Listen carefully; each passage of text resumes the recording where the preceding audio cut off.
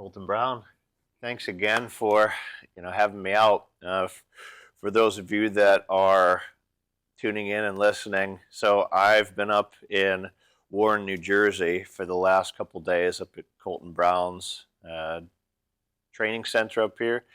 It's awesome. A little bit of a shock sometimes, but man, I'm very happy to be here, and I learned a ton, and it was such an honor. And I don't know if Colton is a better judo player or a better host. So. I appreciate that. Yeah, so Colton, I know we touched about kind of the origins of the dojo a little bit during the first interview, but you want to kind of run over a little bit about maybe the month or a couple months leading up to opening the doors for the dojo? Yeah, of course. So 2022, so I retired from competitive judo after the Olympics in August of 2021. And then 2022, I opened this place in February.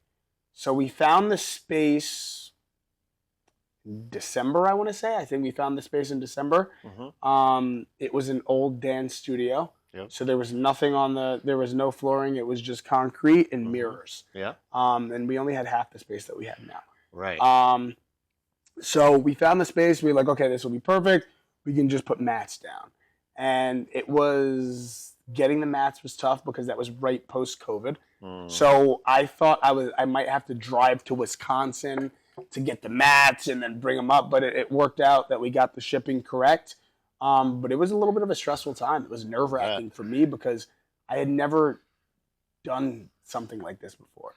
I had only done judo competitively and only worried about myself.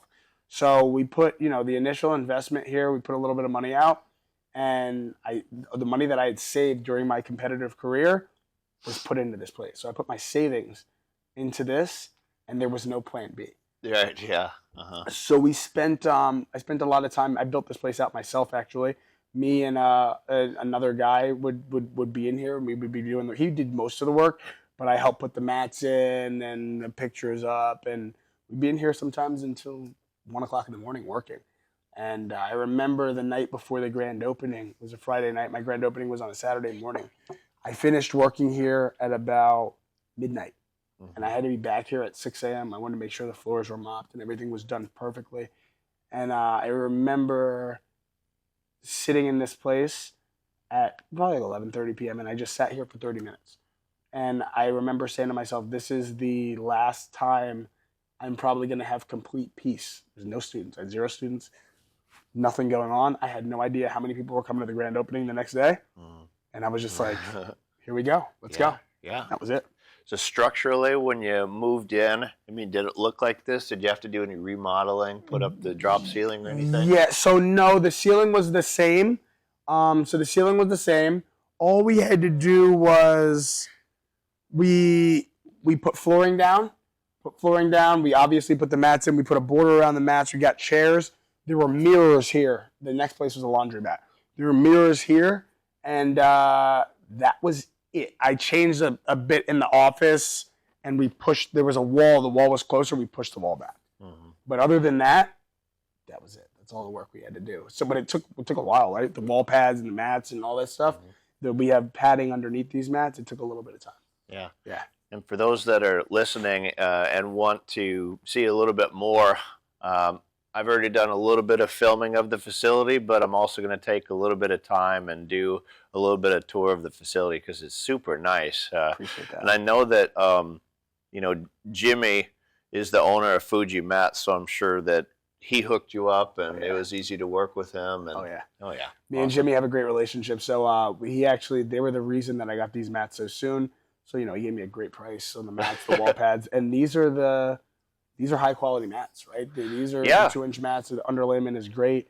I've never had any issues with these mats.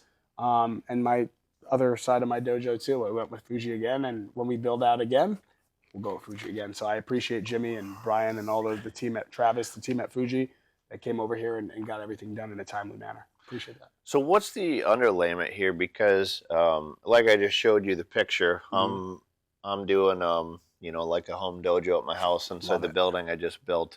and I ordered some of those foam blocks from Jimmy, from Fuji. Yes. So I'm going to do that. So, what's the underlayment here? And,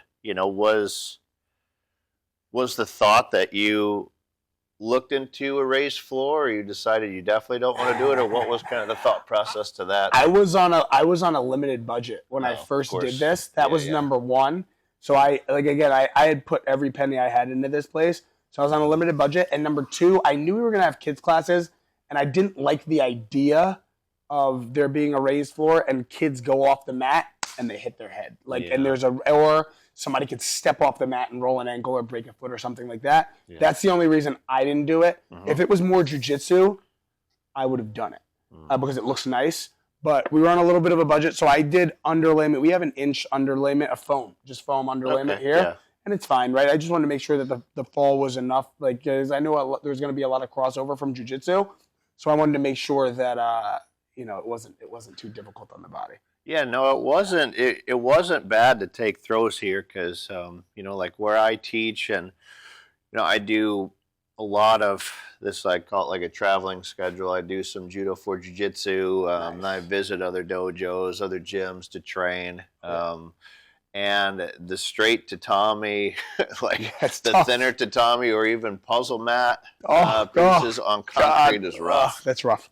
I don't even want to think about that. I just got done doing a course.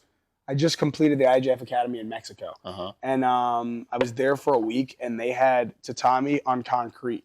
Yeah. And I took probably 1,000 falls that week. Oof. And I'm not used to taking falls.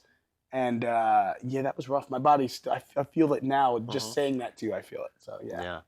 So the other day on your Facebook page, I saw your post of where you had, I don't know how many kids. There was a lot of kids, and you give out a lot of promotions, and you had a little statement on there. Yeah. It was something around something about in the beginning, I was praying that one or two students would be here, and now, I'm super blessed at what we have today. So, I mean, even, you being an Olympic caliber athlete, have connections all over the world, from New Jersey, things like that. It's interesting that you still struggled at the beginning. So walk us back to the beginning and talk about the days of maybe nobody coming and how you kind of felt about that and the pressure that you felt from those kind of days. Absolutely. When we first opened, so the grand opening was huge, right? Saturday, grand opening, a lot of people showed up. But that's because I have a lot of connections here. I have a lot of friends. I did jiu-jitsu. There's a lot going on. So a lot of people came to support, and I think they came to see what was going on here. So there was probably over 100 people at the grand opening. Wow. Yeah, it was crazy. But nobody signed up, right? So it was just some people out there. They were just here to train, right? A lot of people came. Nobody signed up. They were all part of other dojos. Like literally zero? Literally 0 people signed up. What? Like I had 0 people signed up. There was nobody signed up. That's so nuts. That Saturday, I had a bunch of, I had sold apparel though. So I had, Fuji did hoodies for me. And I had these hoodies and I sold a ton of hoodies. So I actually made a good bit of money that day. So I was happy. At the end of the day, I was like, wow. Right. A lot of people, I didn't realize I was going to have so much love. A lot of people came to support. I sold a bunch of hoodies. I sold out of my hoodies. Good sign. So we fast forward a couple of days. Actually, the guy that just walked out of here, I gave him a private lesson just now. He was my first student. He walked in here. He was a police officer. His name is Wayne. He walked in here on Monday, day after. He walked in and he signed up. And he was like, hey, I heard about you. I'm from another dojo, but I heard that you were opening. I want to sign up on the spot. So Monday we started classes, and it was him and his friend. He's actually a coworker signed up too, Kyle. They're still members to this day. I still train them privately. Wow. So it was me, Kyle, Wayne, and my father. That was class 1. So first class, it was 2 students on the mat.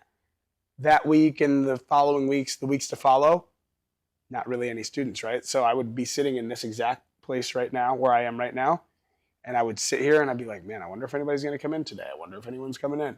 And I was doing seminars over the country, so I was making some money, but it was still, there was a lot of uncertainty, right? Because I started training people privately, like people figured out I open. A couple jiu-jitsu guys wanted privates, a couple other top athletes in the country that I was working with wanted to do private lessons, but there was no one coming to the classes.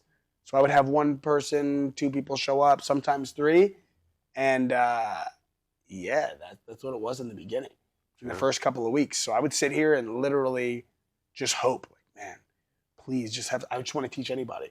So the first few weeks in here, I was teaching private lessons. And I remember one of the students saying, they said, Colton, we feel so honored and so lucky because judging on how you're teaching us right now, this isn't going to last for long. And I was like, well, I sure hope so. I don't know, but I hope you're right. Yeah. And lo and behold, the Saturday after, so that first week, on the Saturday morning practice, I signed up 15 people on a Saturday. Okay. So Saturday, a lot of people came in. I signed up 15. So we started with that, and then gradually, I think my goal was to get 3 students per month. My break-even number at that point was 36. So I said, I have enough money to last me a year. If we can get 3 students a month, 36 students for the year, I'll break even, right? And then I can start making a little bit of money. So we had 15 sign up week 1, 17 because of the 2. And then we blew it out of the water. And I think I had, in the first month we were open, I think I had 50 signups. Oh, wow. Yeah. Okay. So, and then we just gradually grew from there. And it was organic. It was word of mouth. I didn't really put anything out in ad or SEO. So I didn't do a lot of that stuff. It was all word of mouth. I wanted to provide the best possible experience for each student. Yes. That was it. So just the times where you were hoping 1 or 2 students came, that was just this first week or 2. That's that was the first week or 2. Yeah. After week 2 or 3, I was consistently getting like 3 or 4 students. But there were times I would walk in, I would be in here and nobody would come in. And I'd be like, all right. And I would call my fiance. It was my girlfriend at the time. I would call her and I say, I'm coming home early. And she's like, oh, man, you got no students? She's like, it's okay. It'll come. Don't worry about it. Everybody told me the same thing. They were like, Colton, it's going to come. Like, you're a great teacher. Yeah. But it was discouraging for me in the beginning because I'm this guy. I just got back from the Olympics. I'm from New Jersey. Like, I should be successful. And I remember saying, I will never forget those beginnings because that is the reason why I'm here now. Yeah. I've asked quite a few high-level instructors about this. So, you're working with top-level athletes, top-level instructors, extremely high caliber for years. Yeah. And then, you have a 30-year-old cop that's never done judo before come in. Like, was it an easy transition to kind of take steps back? Or, walk us through kind of how that went and how you had to kind of change your approach. It's a great question. I've learned since I started teaching, I pride myself on how can you give everybody in the room the best possible experience, right? So whether we have a 30-year-old cop or somebody training for the Olympics or a mom that's just here to get a workout, how can I as a coach ensure that each one of them get what they came here to get? And it was very difficult. It took a lot of teaching and it took a lot of learning for me. What I would do though in the beginning when I first opened up, how I was making a living was doing private lessons. And I would train a variety of people privately. And I had to realize, I was like, wait, not everybody's training for the Olympics. Step back. Sure. So not everybody's you. Exactly. That's a big thing. Yes. Yeah. So it was like, okay, I can't just force my style upon everybody. So what I would do is I started having meetings with the people that would come in. And I would have meetings with my private clients and I would say, okay, give me 3 things that you want to get out of this, out of 3 things that you want to work on and 3 goals, short-term and long-term goals that you want. And then I would write their program based on that, right? And some people are like, hey, I just want to come in here to get a workout. Hey, I want to lose 10 pounds. Hey, I want to learn 6 different throws. Or, Colton, I want you to teach me your society. And so I would everybody has an individualized plan. And that's how I would start it, right? And I have an Excel, I still have an Excel spreadsheet of all of my private clients and everything that we work on gradually throughout the time. So I write notes in the spreadsheet every time. And the same private clients that I had then, I still have now. So then whenever you look back to the beginning and kind of what you wanted out of the club, I mean, did you want it to be high caliber people like as early as possible, or did you really want to start like low level, family oriented type of thing in the beginning? I don't know that I had, I think when I first retired from the Olympics, like when I got done competing, I wanted a high caliber place. I'm a competitor. Sure. I wanted to go to tournaments throughout the country and throughout the world and win. That was the competitor in me. Yeah. As I opened this place and I realized the demographic that started to come in here, and there was a mix. It was an equal mix of both. Sure. And I said, and the same messages. So I would work with a high level athlete, and we would work for months and months and months, and then they would win a competition, and they'd say, Colton, thank you so much. They send me a message. Thank you so much. The work that you did helped me get to this point. I would get another message from a mom that came in here, and her goal was to lose 15 pounds. I was on the verge of depression. You changed my life. Thank you so much. Yeah. Both of those texts mean the same to me.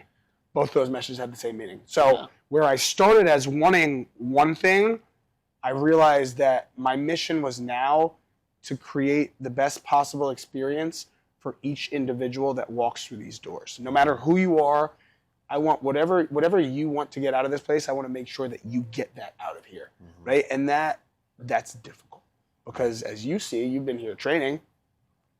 I have people that are competing internationally. I have a ton of people competing internationally. I have a ton of people here from other countries that are here training. Right. Yeah. And I also have the CEO or the mom or the dad or the brother or the sister that are coming in here just to learn judo or to have a positive experience. And they're all on the mat together. How can I make sure that both those people get the experience that they need? Yeah. It's tough. Yeah. And this is kind of like a family approach here too, because I met your dad. Yeah. Dad's name again? Jeff. Yeah. And man, I like your dad. Like as soon as I met him, I'm like, I like this guy. He really is. And then I saw there's another person on the website, last name Brown. Is that Derek? That's my uncle. Uncle? Yeah, Okay, yeah, cool. yeah. He was here on. No, he wasn't here on Monday. You didn't meet him. Okay. Yeah. Okay. But yeah. So whenever, like, because I was watching your dad teach the little kids the other day, and just going over very basic stuff. Whenever your dad was training you younger, long time ago, was it more kind of basic recreational judo at the beginning, or was it like your dad was a competitor and then he wanted to teach you more competitive judo in the beginning? No, it was basic. So my dad always believed, and that's where I kind of get my approach too. Fundamentals are key. Sure. And he taught me basic judo. He said, we're going to simplify this whole thing. You're going to have one throw forward, one throw backward. That's it, when I was a kid. So I would do Harai Goshi and Osoto. That's the only throws I did. And then he said, okay, people are now moving in this direction. You need a throw to the side. That's when I developed this aside. Yeah. My dad taught me all of that from the beginning. But he said, if you don't have a throw to threaten to the front, you'll never, ever develop a backwards throw. Right? Because you won't get people to react in the way that you need them. He's like, you want to develop strong throws. So we're going to focus on one thing at a time. Yeah. So he always focused on basics with me. And it's weird because he trained me up until I was 17 years old. And we would work out multiple times a day. 17 years old. And then after that, I went to San Jose State University. Great experience there. Made my first Olympic team there. And then I went to Jimmy Pedro's, and I trained at Pedro's for a few years. And then I came back home. Yeah. And when I left Jimmy's, I came back home, and I told my dad, I was like, I need you to coach me again. Oh, and he was like, well, you need me to coach you at this? And he was consulting. So I would consult with him, and we were planning our schedule together. But what he did is when I said, I need you to get back in the chair and coach me, I said, okay. And he said, we're going to go back to the same things. We're going to focus on 6 throws. The 6 throws that you score most within competition that you can threaten, we're going to develop those 6 throws. And he was like, I want you to be able to do these 6 throws on everybody. And they were throwing each direction. He was like, I need you to be able to do it on everybody. So we would go to all the local dojos here. And when I would train internationally, I would do a bunch of stuff. But when I was home, he'd be with me. And we'd go to all these dojos, and he'd be like, your job is to put as many people on their back with these 6 throws as possible. That's it. And we simplified it. And then shortly after moving back here, I medaled at a Grand Prix. I got in the final of Montreal Grand Prix, took a silver medal, another medal at the Pan Ams. I was just doing the best judo of my life, in my opinion, towards the end of my career. Mm-hmm. Yep, and that's when I was with him. And then whenever, you came up with the idea of, potentially opening a dojo, I'm sure maybe the first person you consulted with was your dad. Yes. And, was he supportive right away? He seems like a very supportive, very positive guy. He really does. When I was watching him teach, he's like, great job. And, He's awesome. He was just very welcoming, very... We need the best of both worlds. Sometimes I'm not as supportive because I'm trying to push a little bit, but he's always a supportive guy. So to answer your question, and a lot of people don't know this about my dad, but he owned and sold multiple businesses, right? So my dad is a very, very, very, very successful entrepreneur. He was in a different field. He was in the medical equipment industry, but he was super successful. And I grew up watching him start a business from the ground up. So I grew up watching him start a business from the garage. So he started a business in our garage, and then and then I watched him grow to multiple employees, and I think he got up to, there was 80 people working for him, and he had multiple locations throughout the country. So I watched him build that from the ground. So those principles also, I use those principles that he taught me in opening my business. But when I first came to him and I was like, hey, I want to open this business. I want to put my savings into this. He said, you let me know what I can do to help. Yeah. So immediately he was there, and he was like, if you need to travel, he understood that I was also traveling, right? So I was traveling with the national team. I'm a national team coach too. So I would travel with the national team, and then I would come back here and work here. And he knew that I had to do both. So when I would leave, he would be here. And he was still working at that point. This is before he retired. So he just sold his last company last year. But up until then, he was working 5-6 days a week. And when he wasn't at work, he would be here. So he was super supportive. He's a great guy. And was it your idea to include him right away and have him at the very first practice? Yes. That's awesome. I told him, I was like, I need you to be here as much as possible because I need honest feedback. Yeah. And he would give me honest feedback. He'd be like, hey, you're doing too much, or you're not doing enough, or and he would guide me, and we worked together with this whole thing. And there's also, again, he's not the same person as me. So when people come in here, some people relate better to him. Yeah. Even some of my athletes, like I had a lot of my athletes train under my dad. Like my dad would train them privately instead of me because they just had a better relationship with them. Yeah. And that's okay, right? And I'm okay. I don't have an ego. So, hey, you like his coaching style better? Yeah. Excellent. He coached me. Who would I be to say, no, he can't coach you? So, yeah, he right from the beginning, he's been here since day one. And what about your uncle? When did he come around? He was there from day one, too. He was at the first practice, too. Oh, okay. So my uncle has always been around. He was more my strength and conditioning coach when I was coming up. He owned multiple gyms. So he was a strength and conditioning guy. And he comes and helps with the kids' classes. His granddaughter also does judo now. So his granddaughter does judo. She's in our classes. So he's around now helping her, helping some of the other kids. And he's been there since the beginning too. So I was family oriented. Yeah. And I told several people, when I was talking with various individuals, both on and off the mat, that this place is definitely an anomaly in quite a few ways. Number one, you have quite a few people that are high caliber in the same dojo, or some people said that they were coming to visit or whatever, or they just come and train once a week or whatever. But the majority of dojos in America, including my classes, sometimes I'll just have 2 people. My big classes are 12, 14, and that's what the majority of the dojos are in America. Why do you think that this place is what it is? And maybe some advice for some of, the smaller clubs that their goal is to fill up the mats, but they're just having a lot of trouble doing so. Of course. Yeah, that's a great question.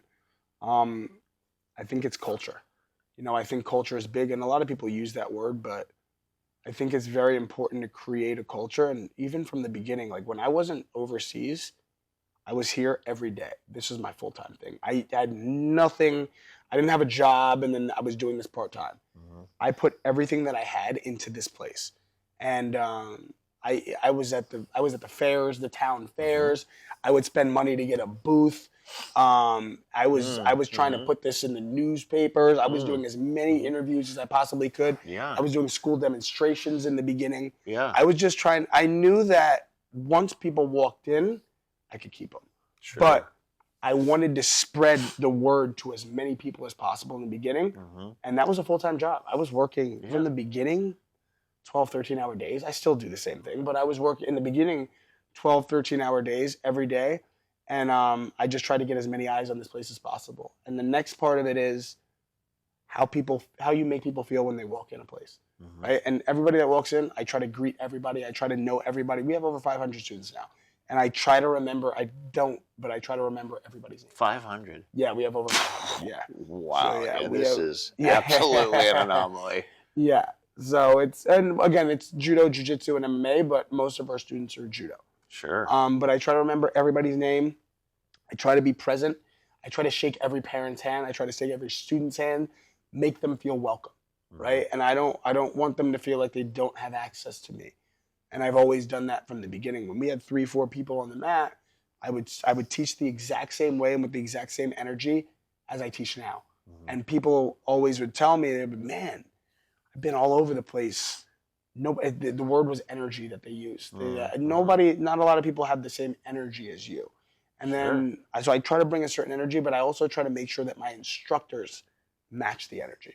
So I would teach when we were first trying to develop a 3 to 6-year-old program and my kids program, and I had other instructors teaching, I would stay here and watch every single class. Even though I wasn't working, I'd watch every single class for a year.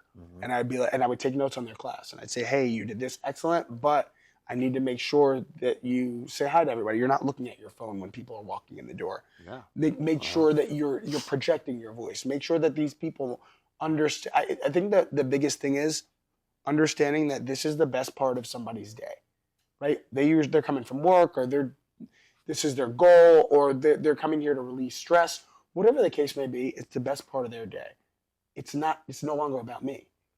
What can we do as instructors to make them feel like they got what they needed when they came here, right? Make them feel like, oh man, I'm so happy to come here. And we're working hard, but still, it's about you. It's not about me. Right. And that's the message that I tried to preach to my staff when we first opened. That's the message that I constantly had to remind myself. And that's how we did it. Yeah. So I know for a long time, and this is a decently deep question, but I think that it really needs to be asked to, all of the dojos in America.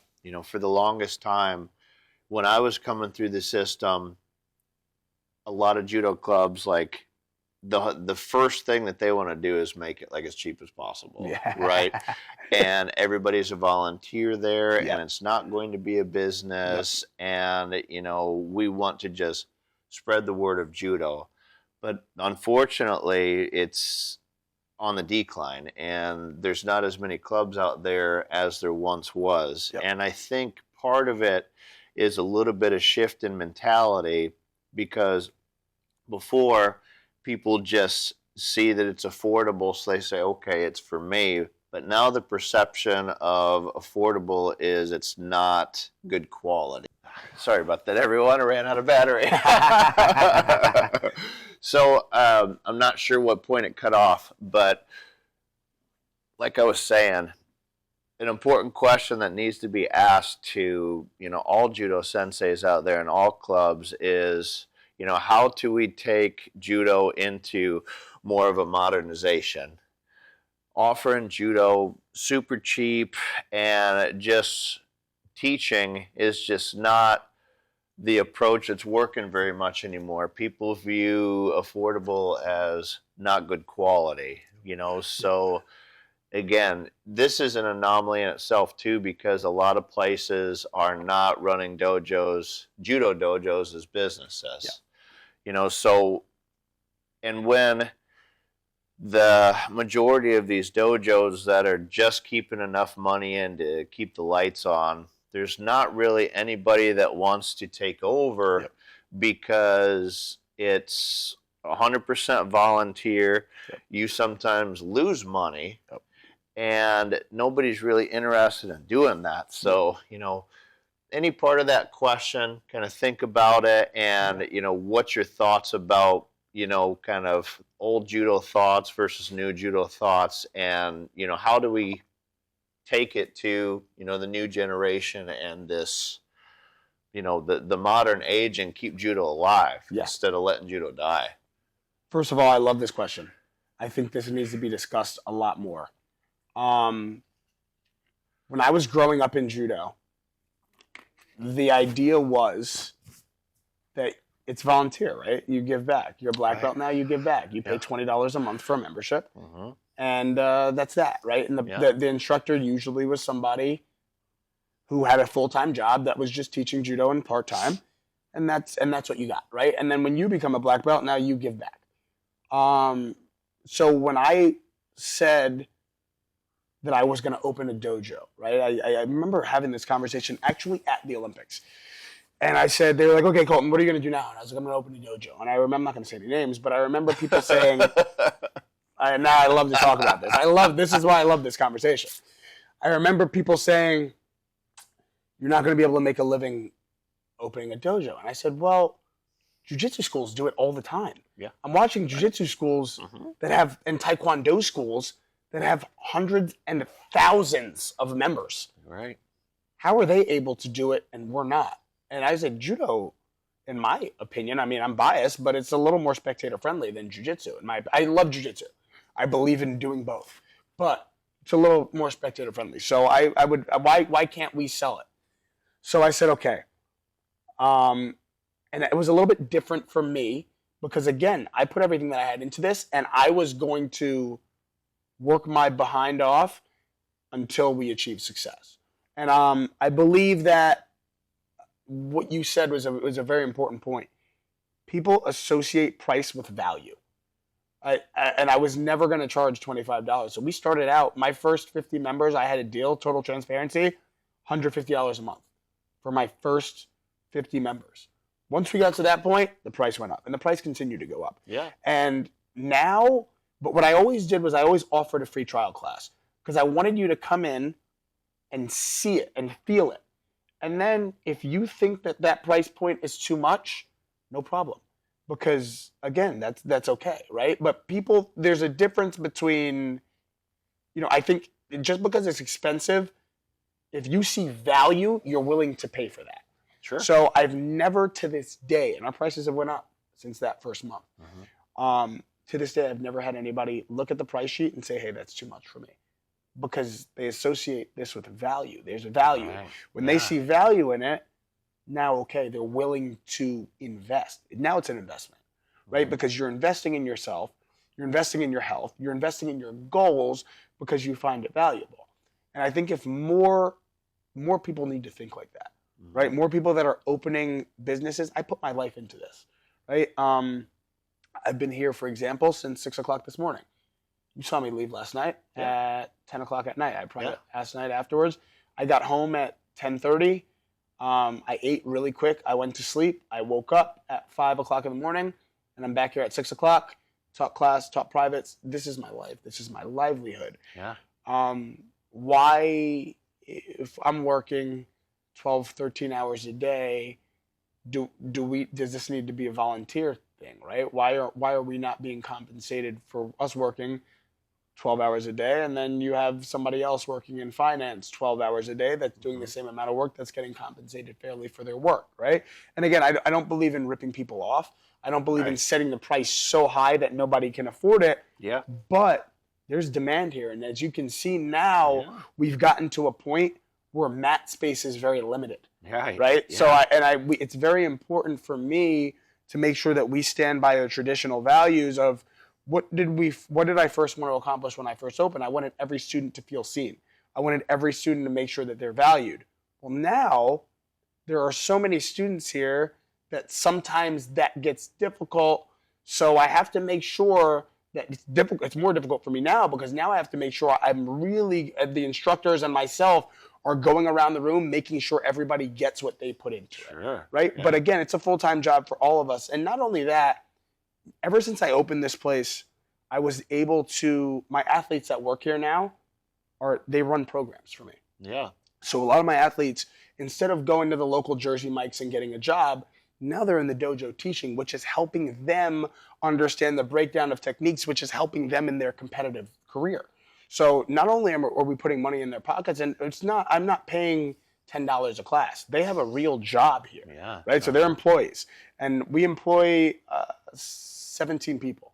Wow. I have 17 instructors that work and get paid for their services, right? And they do private lessons, and they make good money doing private lessons.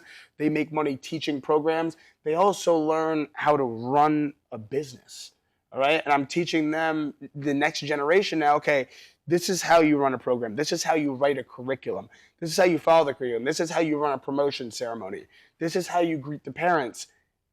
And now what's happening is, in my generation, not many people wanted to open dojos because we were always under the impression that it was volunteer work and there was no sustainable career. That's what I was saying. Right. Yeah. Now, with my students, I had 7 students come to me and say, I want to open up my own dojo. Either I want to open an extension of Colton Brown Training Center or I want to open my own dojo in the future.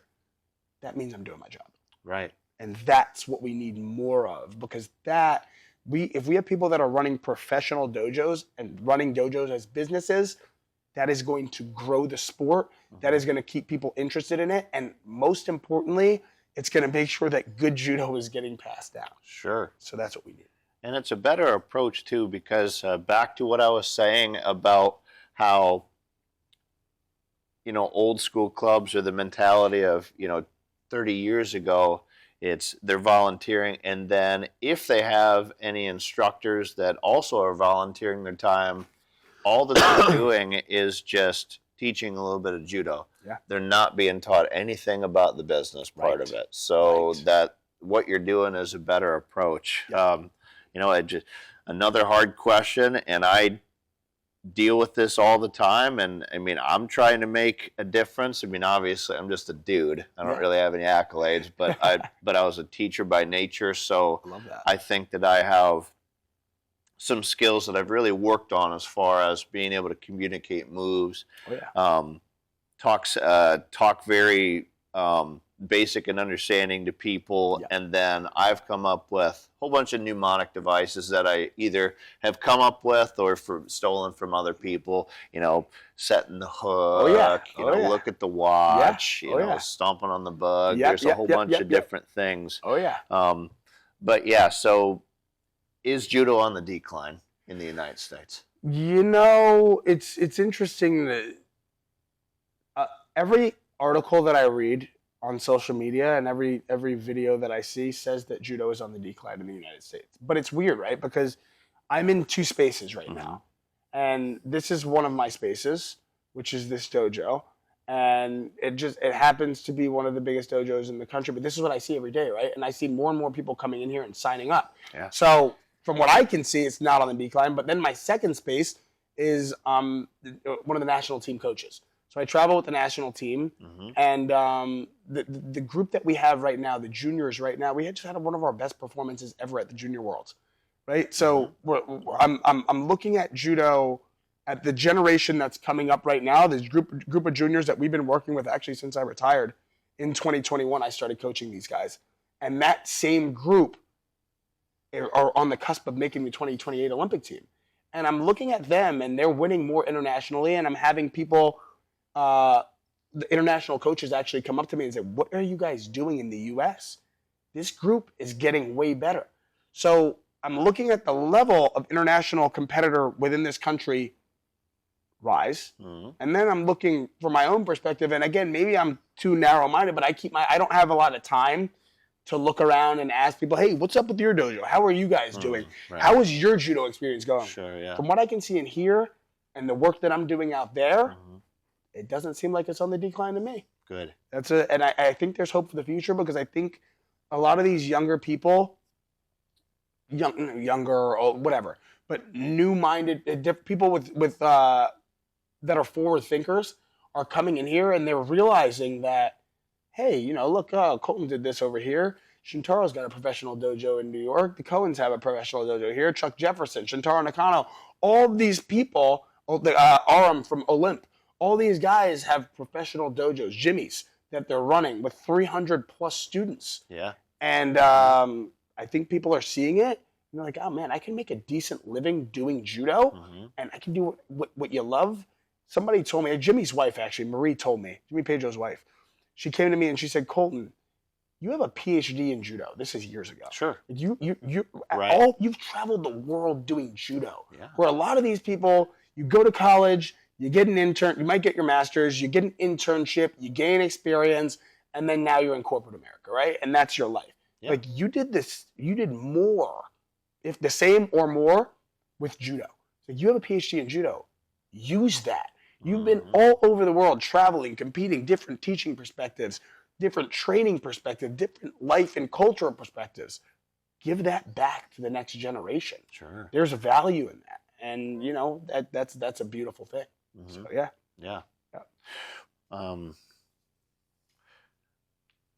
What about a little bit of advice that you can maybe give, you know, to either me or somebody that's looking to, you know, grow their judo program? Because what I've seen and what's different about here is judo is the highlight of this academy, right? But you have jiu-jitsu, you have MMA, but judo is kind of the highlight.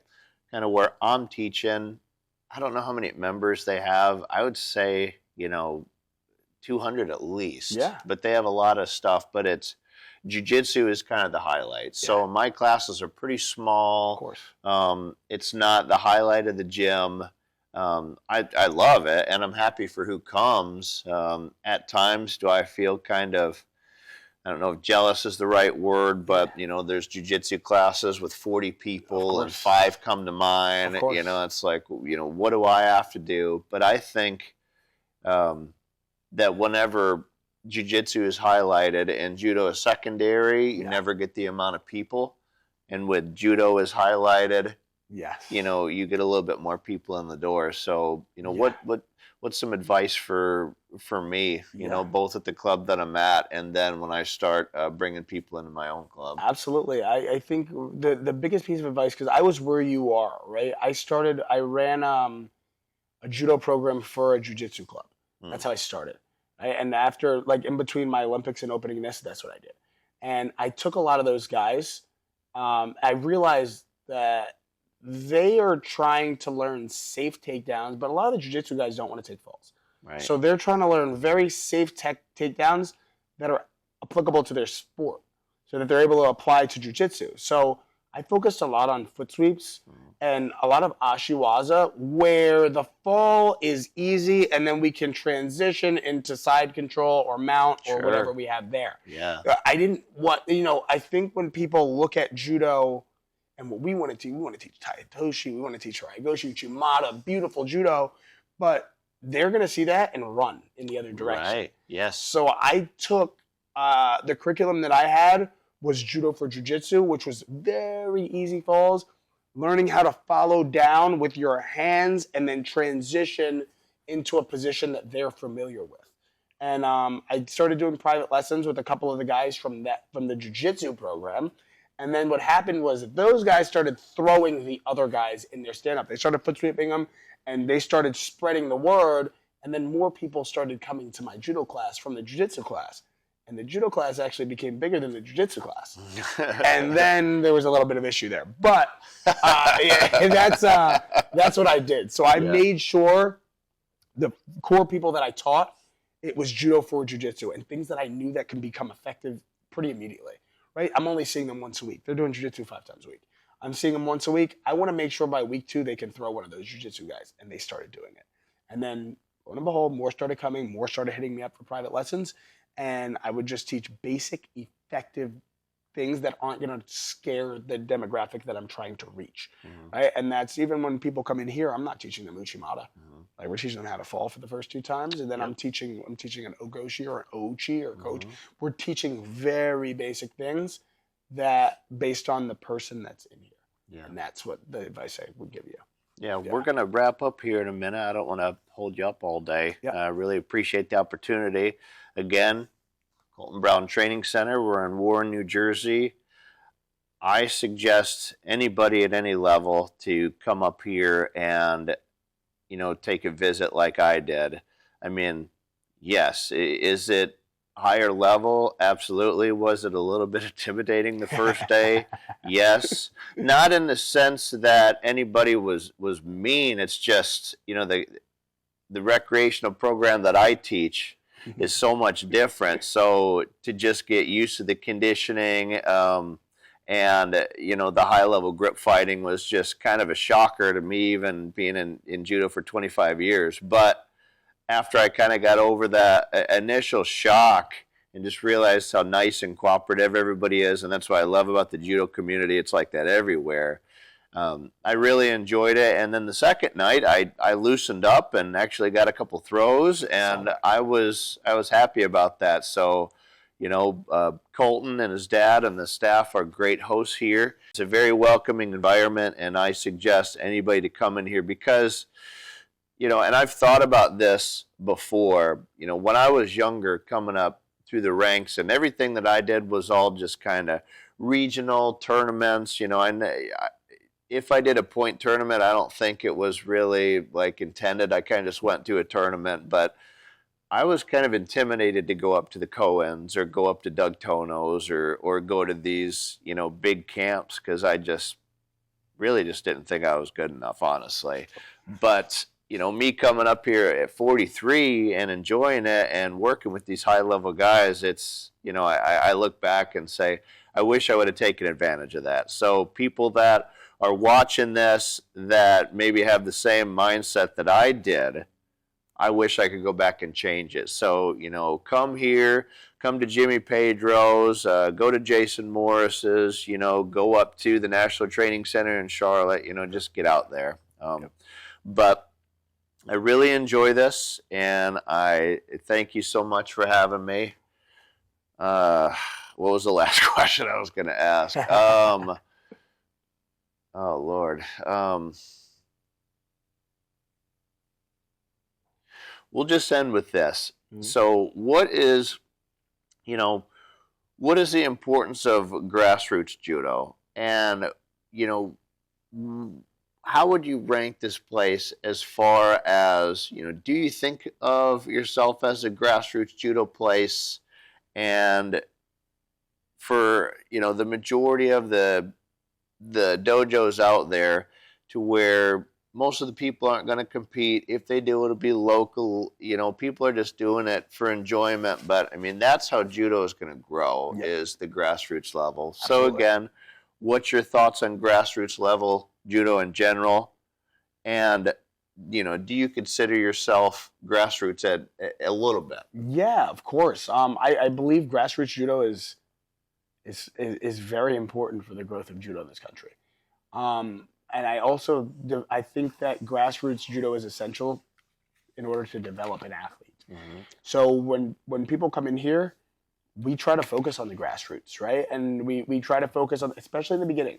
And I'm a big believer in, a lot of this comes back to grassroots, even at the highest level. A lot of our issues come back to the very basic level of judo, mm-hmm. right? Why did we not get this throw when we were in Tbilisi? The kazushi was off.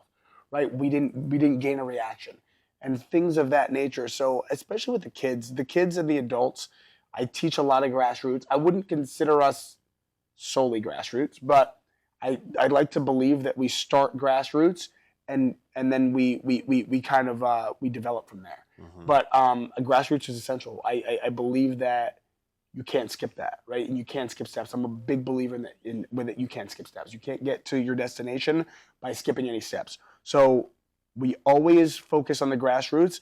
And when people come in here, even at high level, black belt, I try to start you with the grassroots. And I look and I'll look first and I'll try to dissect what I see is going on. And then a lot of times it comes back to fundamentals. So we're always back to this fundamental place. So I do believe that this place, we value fundamentals. And even for my competitors, I always tell them, I said, I want to master the fundamentals with you guys. I want you guys to be very good technically with fundamentals and just be a little bit tough. Mm-hmm. And I think with that added to a little bit of toughness, we can accomplish any goal. Mm-hmm. So I genuinely believe that. Yeah. I remember my question now, and this will Oh be the yeah, last yeah, question. yeah, of course, of course. So the majority of the time that I came up through judo, and this is what the majority of judo clubs are in probably the world, Yeah. is whatever the newest rule set is, that's how we're going to teach judo. Yes. To be honest, after I started doing jiu-jitsu a little bit and also coaching wrestling, it kind of helped me see how judo can be a little bit more than that. Yes. You know, that it can be like, if you go back to, you know, the roots of judo, you know, with the leg attacks, and you can hold grips as long as you want, and there's techniques that, again, you know, you don't see it as much anymore. But comparing judo for just the rules and judo for the art, I've decided, and what I've been doing is incorporating things like leg attacks, getting grips, and not saying, okay, you got 2 seconds to attack. It's, we're going to get this belt grip. I want you to move, and I want you to play around with it. I like it. You know, so what's your thoughts on somebody that wants to teach kind of, you know, we'll call it old school judo, or judo with limited rules, compared to how it was originally, and now just competitive judo with, okay, we can't do leg attacks anymore because they're not in the rules. So, you know, what do you think about both of those, and what would you think about, you know, my approach is wanting to do more old school judo? I agree with that approach. I believe that, and again, just taking it down a little bit of a road, I had to learn when I finished doing judo. I only did judo, right? I wrestled for a little bit, but I mainly did judo when I was competing because that was what I had to focus on. When I finished, I started doing jiu-jitsu because I was training jiu-jitsu guys, so I needed to put myself in their world. Right. I started doing jiu-jitsu and I started wrestling. I took the gi off. What I learned was that there's a lot more than competitive judo has to offer. Sure. Right? And even now here, we take the gi off.